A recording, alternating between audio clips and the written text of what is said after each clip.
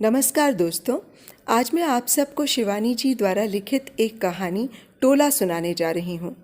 कभी कभी जीवन में ऐसा अवसर आता है कि हम किसी ज़रूरतमंद की मदद नहीं करते जो कि हम कर सकते हैं, और फिर यदि उस ज़रूरतमंद के साथ कुछ अनहोनी घट जाए तो हम अपने आप को जीवन भर माफ़ नहीं कर पाते। आज की कहानी कुछ इसी विषय पर आधारित है। दोस्तों, यदि आपको मेरा चैनल पसंद आता है तो प्लीज़ मेरे इस चैनल को सब्सक्राइब कर लीजिएगा और मेरी कहानियों को लाइक और शेयर। तो आइए सुने कहानी टोला। आज से 30 वर्ष पूर्व ठीक दिवाली के दिन घर आई लक्ष्मी को मैंने लौटा दिया था, और उस प्रत्यावर्तन का भयंकर दुष्परिणाम ही शायद मुझे इतने वर्षों में भी इस पावन उल्लास पर्व के दिन उत्साहहीन कर जाता है। मुझे लगता है म्लान मुखी लक्ष्मी की डबडबाती आँखों के याचना पात्र को मैंने गहन रूढ़ता से रीता ही लौटा दिया था। इसी से जब घर घर में दियों की पात जगमगाने लगती है, मेरे अंतर के दिए की क्षीण लौ को जैसे उन्हीं डबडबाती आँखों की स्मृतियाँ फूंक मारकर बुझा जाती हैं। सड़कों गलियों पर पटापट छूटते पटाखे अपने धमाकों से मुझे झकझोर कर रख देते हैं। मुझे लगता है उसे यदि मैं उस दिन हृदयहीन निर्भयता से झिड़क कर न भगाती तो शायद उसके निर्दोष चेहरे की वो वीभत्स स्मृति आज ऐसे गहन पश्चाताप से मेरा अपराधी मस्तक नत न करती। जन्म से दरिद्र किंतु रूप में साक्षात देवांगना कुमाऊं के लिए दारिद्र्य में ऐसा सौंदर्य अपवाद नहीं माना जाता। बाल्टे, स्यूण और बाड़े खोला की गुदड़ियों में न जाने ऐसे कितने रत्न छिपे रहते हैं। लक्ष्मी की माँ एक बड़ी सी टूटी चिलमची में चिकनी मिट्टी बेचने हमारे यहाँ भी आया करती थी। गुस्याणा बिटिया सिवणिया कहकर ही हमारी अभ्यर्थना का अधिकार उसे प्राप्त था। चरण स्पर्श भी तब उसके लिए वर्जित था। किंतु लक्ष्मी की माँ जितनी ही दरिद्र थी उतनी ही कर्मठ और व्यवहार कुशल भी थी। 13 बच्चों को उसने मिट्टी बेच बेच कर ही पाला था। अकर्मण्य पति कभी फौज में था। पता नहीं क्यों एक दिन नौकरी छोड़ छाड़ कर घर आ गया, और तब से निरंतर अपने बृहत् परिवार की परिकल्पना को बृहत्तर रूप देता 19 बच्चों का पिता बन चुका था, जिनमें कुल जमा 13 बच्चे थे। लक्ष्मी उन्हीं घोर कृष्णवर्णी भाई बहनों के बीचों बीच द्युतिमान तारिका सी ही चमकती बस सबकी दृष्टि अपनी ओर आकर्षित कर लेती थी। लक्ष्मी की माँ, तेरे 12 बच्चे तो एकदम काले तिल के लड्डू हैं री, ये लक्ष्मी किस पर गई? हम पूछते। लक्ष्मी पर। वो चट से गंभीर होकर कहती। लक्ष्मी और लक्ष्मी पर? हाँ गुस्याणा, मैं पांडे पुरोहित का घर लीपने जाती थी। उनकी बैठक में महालक्ष्मी की बड़ी सी तस्वीर टंगी थी। नाथ द्वारे के महंत दे गए थे उन्हें। आहा, कैसा रूप था लक्ष्मी जी का! लाल रेशमी साड़ी, बताशे का सा रंग, दोनों सूड़ों में कमल थामे, अगल बगल खड़े सफ़ेद हाथी। लगता था लक्ष्मी जी अब बोली तब बोली। ये छोकरी तब मेरे पेट में थी। मैं रोज़ तस्वीर के सामने खड़ी हो हाथ जोड़ कर कहती, देखो भगवती, 6 बेटे दिए हैं तूने मुझे, अब के अपने इसी रूप की एक भगवती मुझे भी दे दो। मेरी वही विनती सुन ली भगवती ने। जब ये हुई तो हरामजादी दाई मुझसे पूछने लगी, क्यों री, अपने बाप की है या कहीं हीरा डुंगरी के तौमस साहब की गजबज तो नहीं है? तू तो उसकी मेंग की मुर्गियों का चारा बनाने भी जाती थी ना।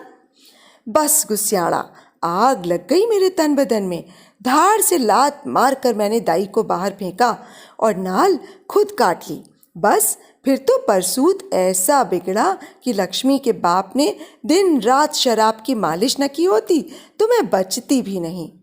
यही नहीं, परलोक से इहलोक में खींचकर लक्ष्मी के बाप ने उसे फिर 7 वर्षों में 6 पुत्रों की जननी बना दिया।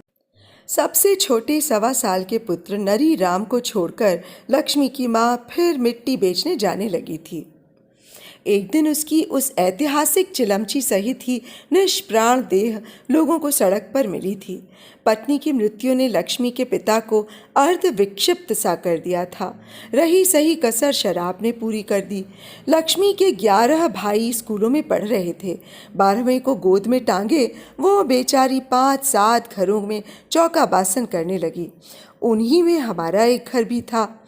काम करने में लक्ष्मी ने अभी अपनी माँ की सी सुघड़ दक्षता हासिल नहीं की।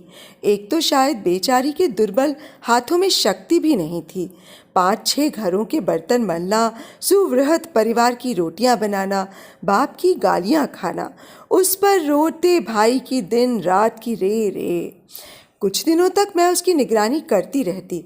कभी अदबुना स्वेटर पूरा करने का बहाना बना मोड़ा खींचकर चौके के पास बैठ जाती, कभी वहीं चिट्ठी लिखने लगती। उसकी माँ पर तो मुझे ऐसा विश्वास था कि कई बार पूरा घर ही खुला छोड़ पास पड़ोस हाट बाजार भी चली जाया करती थी। पर इस छोकरी का क्या भरोसा, कहीं एकाध कटोरी गिलास ही उठा लिया तो। उस पर नन्हे भाई को नित्य साथ लेकर आती थी। बीसियों खाने की चीज़ें, फल, दूध, मिठाई तो चौके में ही धरी रहती थी। क्या पता कभी झूठी अंगुली ही डुबाकर चटा दे। क्यों री, तेरा बाप क्या तेरी शादी की बात नहीं चला रहा है कहीं? मैं शादी वादी नहीं करूँगी गुस्सियाना। तब क्या करेगी? पढ़ूंगी। दाचियों ने कहा है 5वीं तक तो तू पढ़ी है, 2 साल घर में पढ़ ले। नरिया को अगले साल आमा यानी कि नानी के पास छोड़ आएंगे, तब तू फिर स्कूल चली जाना। राग से सनी उसकी चंपक वर्णी अराल अंगुलियों को मैं एकटक देख रही थी। कैसा अद्भुत रूप था छोकरी का, और कैसा लपटे मारता अग्निवर्णी रंग। जब देखो यही लगता कि अभी अभी चूल्हे की आंच के सामने से उठकर आई है। तू एक काम किया कर लक्ष्मी, मैंने कहा, रात को सबको खिला पिलाकर मेरे पास चली आया कर, मैं तुझे पढ़ा दिया करूँगी।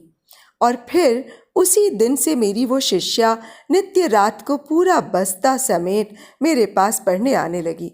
किंतु उसके पाठ्यक्रम को पूरा कराते ही मुझे वो ऐसी विचित्र गुरु दक्षिणा थमा जाएगी, ये मैंने कभी स्वप्न में भी नहीं सोचा था। रात को सोने से पूर्व गले की चेन, हाथ की सोने की चूड़ियाँ और अंगूठी उतार मेज पर धरने के बाद अभ्यास के लिए मैं विवाह से पूर्व माँ से और विवाह के पश्चात पति से अनेक बार डांट खाने पर भी ये आदत छोड़ नहीं पाई थी। लक्ष्मी पढ़ने आती तो मैं उसे पढ़ाते पढ़ाते नित्य एक एक कर गहने उतार मेज पर धरती जाती। वो पढ़कर जाने लगती तो कहती, गुस्सियाड़ा, दरवाज़ा ठीक से बंद कर लेना, बाबूजी भी दौरे पर हैं।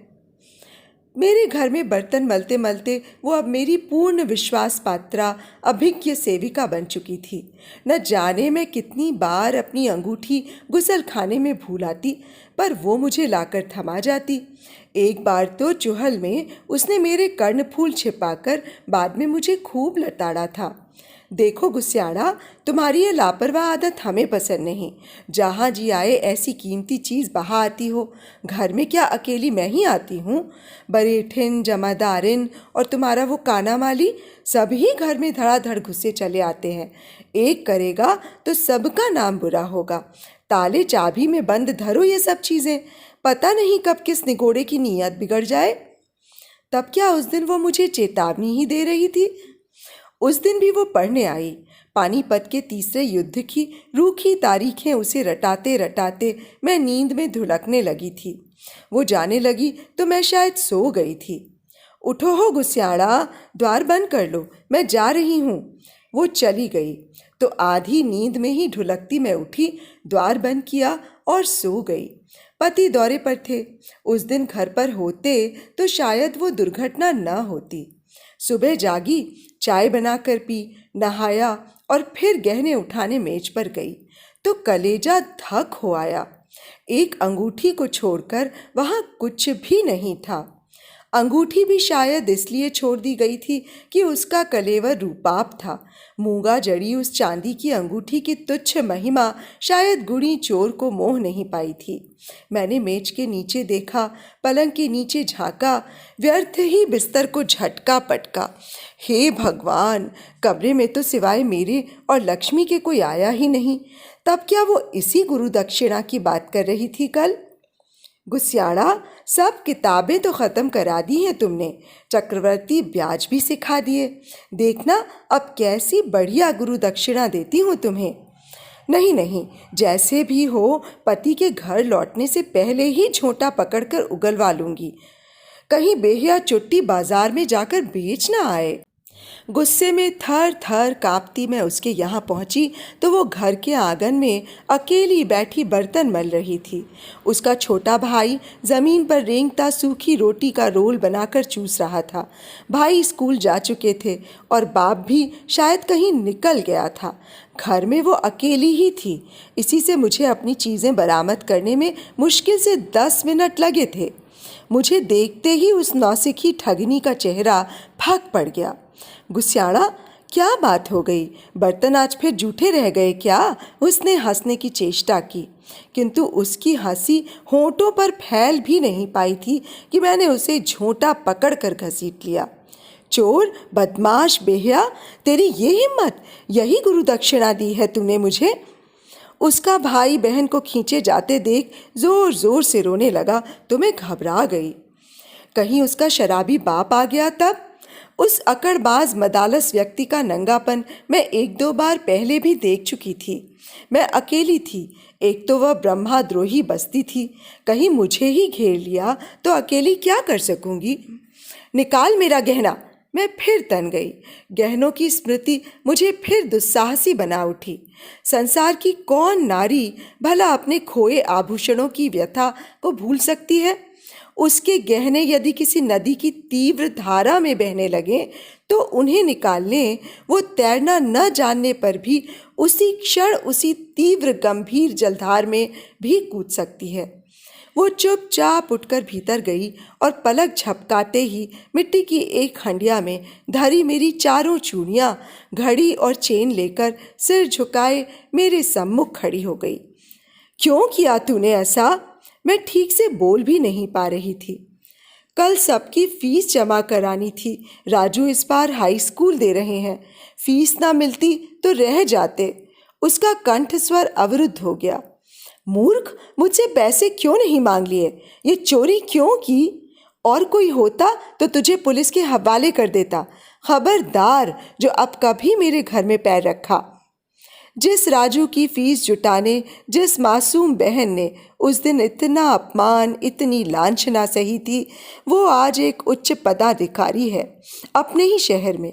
मैं उसे कई बार देख चुकी हूँ, किंतु उसके अतीत के दारिद्र्य की इस शहर में मैं ही एकमात्र साक्षिणी हूँ।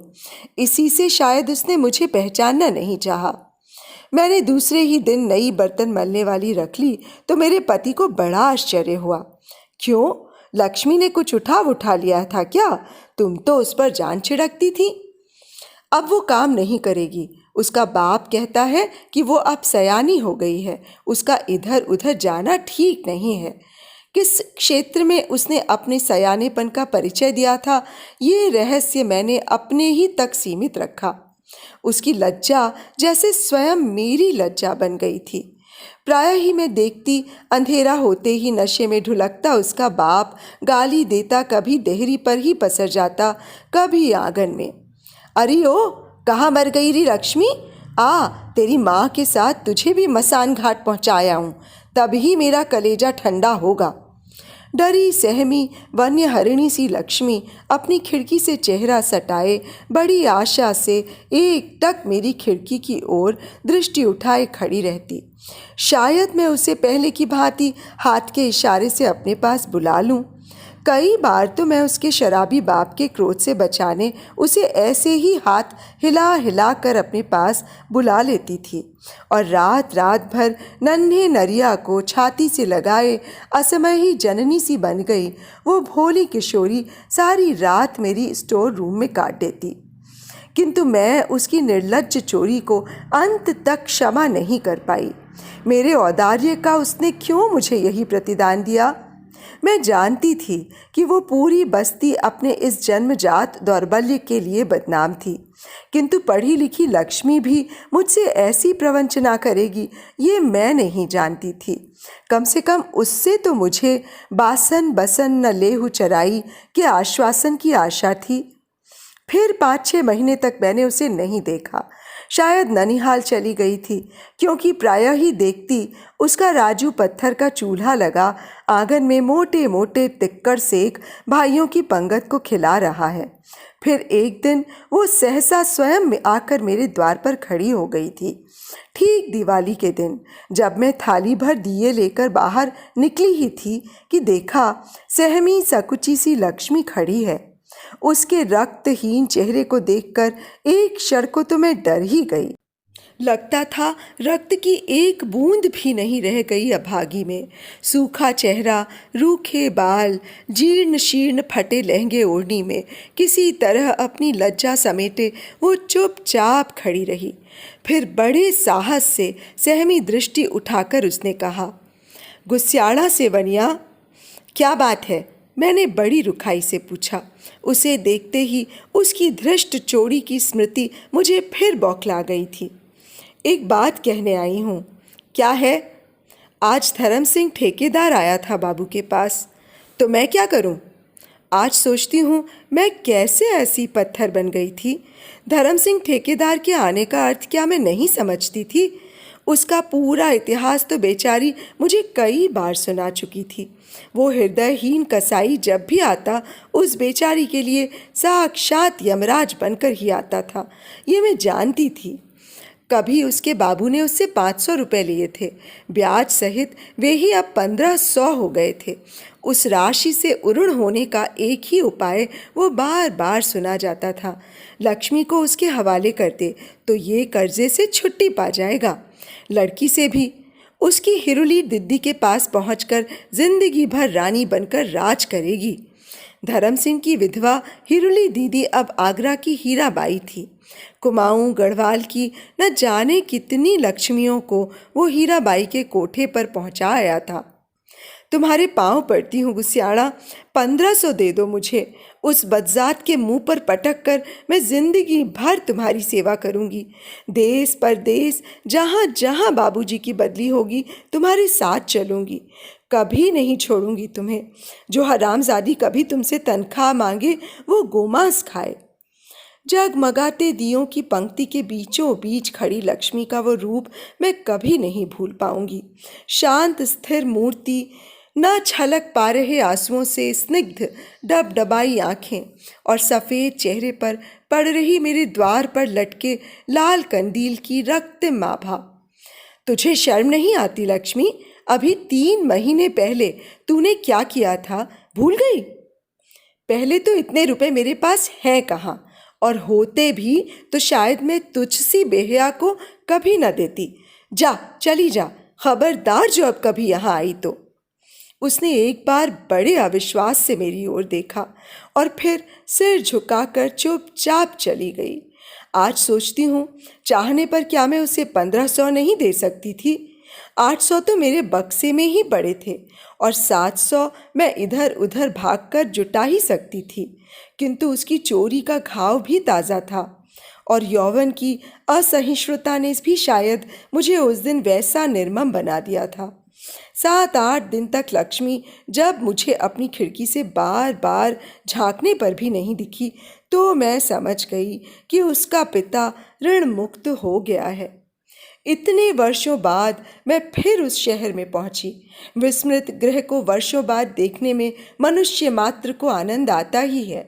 एक एक कमरे, एक एक दीवार, एक एक अर्गला सा स्पर्श, उखड़े पलस्तर की तहों के साथ साथ कितने भूले बिसरे स्पर्शों का पलस्तर उखाड़ देता है। मैं भी घूमती घूमती वही पुराना घर देखने गई। तो अचानक तलहटी में खड़े उस परिचित तिमिल वृक्ष पर दृष्टि पड़ते ही उस अभागिनी की याद हो आई, जो कभी इसी पेड़ के चौड़े चौड़े पत्रों का दोना बना ताजे मीठे काफल पत्र संपुट में मेरे लिए लाया करती थी। कच्ची मिट्टी का वही घर, वही खिड़की और वही सर्पिल बंकिम पगडंडी, जिससे सांप सी सरसराती वो टप सी मेरे आंगन में कूद जाती थी। मेरे पुराने घर को किसी गुजराती सेठ ने खरीद लिया था। उसका परिवार कभी कभार गर्मियां बिताने आता था। गदाधर पंडित चौकीदारी भी करते थे और एक कोठरी में ही छोटा सा प्रेस खोल द्विपृष्ठीय अखबार भी निकाल रहे थे। लक्ष्मी का बाप क्या अब भी यहीं रहता है पंडित जी? मैंने पूछा। उसे मरे तो 10-12 साल हो गए लली। 2 बेटे तो लड़ाई में मारे गए। बड़ा लड़का कलेक्टर बन गया है। किसी पंजाबी बालिस्टर की लड़की से शादी कर ली है सुना। एक लड़का अमेरिका में है। नरिया ननिहाल में था, पिछले साल आकर उसे भी अमेरिका ले गया। तो सूखी रोटी चूसने वाला रिरियाता नरिया भी अमेरिका पहुंच गया। और लक्ष्मी? अरे नाम मत लो छोकरी का। एकादशी के दिन छिनाल पाप का छलकता घड़ा लेकर अब फोड़ने यहाँ आई है। कुछ दिनों तक सड़क पर बैठी भीख मांगती थी। जब मक्खियाँ भिनभिनाने लगी तो अब घर में पड़ी सड़ रही है। क्या उसी घर में रहती है? और कहाँ जाएगी? मैं फिर धीरे धीरे पगडंडी उतरती 30 वर्ष बाद एक बार फिर उसी आंगन में आकर खड़ी हो गई, जहाँ उस दिन उसका झोंटा पकड़ते क्रोध से थरथर कांपती खड़ी हुई थी। लक्ष्मी, मैंने डरते डरते पुकारा। कौन? दूर किसी कुएं से जैसे किसी का डूबता उतराता कंठस्वर आया। मैं हूँ गुस्याड़ा। मैं भीतर गई। एक कोने में एक काठ की मेज पर मिट्टी के तेल की ढिबरी जल रही थी। उसकी कांपती लौ में जिस विभत्स चेहरे को मैंने देखा वो निश्चय ही उस लक्ष्मी का तो नहीं था जिसे मैंने कभी द्वार से दुरदुराया था। हे भगवान, अभागी को क्या चेचक निकल आई थी। सारे चेहरे पर पानी भरे बड़े बड़े मोती से दाने, लाल लाल आँखें, उलझे बालों का जटा जूट और अर्धनग्न देह पर पड़ी मैली सी गुदड़ी। यौवन और सौंदर्य का वह खंडहर देखने मैं फिर एक कदम आगे बढ़ पाई न पीछे। क्या है? उसने उसी कड़क से पूछा जैसे मैंने कभी उससे पूछा था। तुझे देखने आई थी लक्ष्मी। मैंने बहुत चाहा कि लपक कर उसके दोनों हाथ थाम लूं, किंतु भयानक दुर्गंध के भपके ने मुझे फिर पीछे धकेल दिया। क्यों? कलेजा ठंडा हो गया गुस्याड़ा? वो हंसी। हाय, कहाँ गई वो मुक्ता पंक्ति और वे प्रवाल से अधर। मैंने बटुआ खोलकर 100 के 2 नोट निकाले ही थे कि वो फिर कर्कश स्वर में चीखी। भाग जाओ यहाँ से। तुम्हारी हिम्मत कैसे हुई यहाँ आने की? खबरदार जो कभी मेरी देहरी पर पैर रखा। इतने वर्षों में भी क्या वो मेरी प्रचंड भत्सना का एक एक शब्द नहीं भूली थी? मेरा ही विष बुझा तीर मुझी तक आकर मेरी छाती में जैसे धंस गया। सुना नहीं? जाओ। वो फिर चीखी और मैं सहम कर बाहर निकल आई। दूर दूर तक फैली कंधे से कंधा मिलाकर खड़ी कुमाऊं की भव्य पर्वत श्रेणियां एक एक कर जगमगाते दियों सी झलमलाने लगी थीं। द्रोणागिरी, कलमटिया, वानड़ी, मुक्तेश्वर, गागर। मैं नैनीताल देवाल के कब्रिस्तान की दीवार पकड़कर क्षण भर को खड़ी हो गई थी। मैंने पलटकर देखा, पहाड़ की तलहटी में खड़ा लक्ष्मी का जीर्ण मकान अरण्य में खड़े किसी कंकाल सा ही भयावह लग रहा था। उसकी खिड़की से आता ढिबरी का मंद प्रकाश मुझे पहाड़ पर चमकते टोले सा ही लगा। टोला ही तो थी वो। पहाड़ में कहते हैं कुंवारी लड़की की अशांत अतृप्त आत्मा ऐसे ही चमकते टोले बन पहाड़ों पर रात रात भर फिरती रहती है। बचपन में इस रहस्यमय जुगनू के से अनेक प्रकाशपुंज मैंने देखे हैं। गहन पश्चाताप से मेरा चित्त सिहर उठा। उस दिन उसे ऐसे न भगाया होता तो क्या आज उसकी ये अवस्था होती? उसने तो मेरे कुछ गहने ही चुराए थे जिन्हें मैंने खोकर भी पा लिया था।